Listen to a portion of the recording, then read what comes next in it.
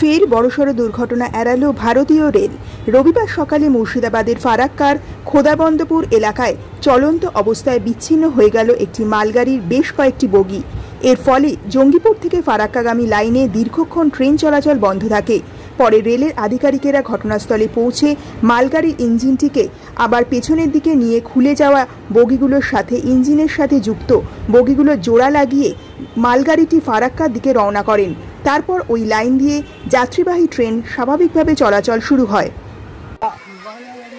গাড়ি আমাদের এই সাকোপাড়া হল্টের দিকে যাচ্ছিল ধুলিয়ান স্টেশন থেকে।